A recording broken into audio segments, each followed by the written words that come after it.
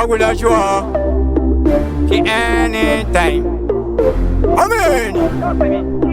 Na wana nem Jehova wanutunga mira zaka uchiona chukwa ninjitaura. Ndo wanonivuma mira zaka uchiona wanuweza nchiwaura. Ayo wesu swati skumira kana mafanzi mswatishira kana ugana ngoma ikangorira chiwaziloti chabudikira ngatiite mushandira pamwe pachosa ramwe pakangwa tisusa tsamwe ukadona itati ukamwe iwe nekuti Jehova ndaire ndikadana itaimudaire chokwadi taure kuti ndimi Mwari ndakuda kupona asi ndinochema changamire Mwari ndoyavanona nge inotongosa nditaurire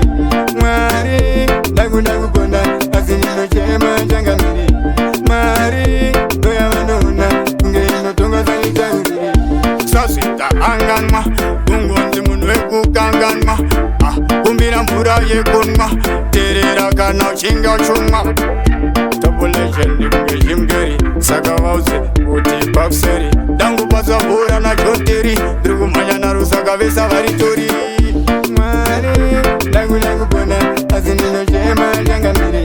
Mwari ndoyavanona nge inotongosa nditaurire Mwari ndakuda kupona asi ndinochema changamire Mwari ndoyavanona nge inotongosa nditaurire sita renyu nangoshedzera ndenge ndatosvika chivapedzera kana kusvika pakundiedzera ngoma dzacho futi nchovapedzera vaiti havatangike vamwe vacho vachizviti havamakike vamwe vacho vachizviti havakundike asi audzi vakesavatye pamaibura savatye manyana rofuti samakike govesa zvese upedze kumberi futi uvaendere newe chachosvoma pavanosangana nevasikana vabatisedasa ukuli nekugasa ndenge varatidzidobabasa ndonambida ndine basa asi pane zvambaisasa pandona zvangu kumasasa ndiriwe kwamtasa nyangwe zvikanzi basa ndoba ndinodedza Mwari ndichiita kudedzera Mwari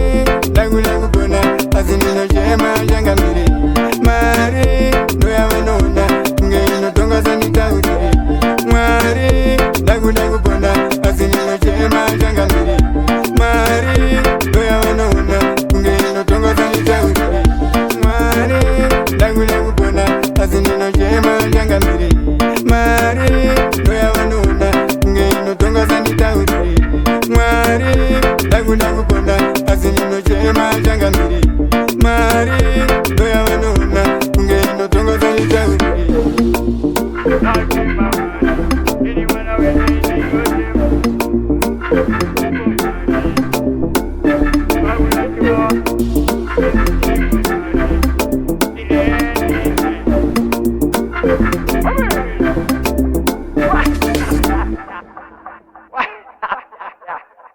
Namoseru guys.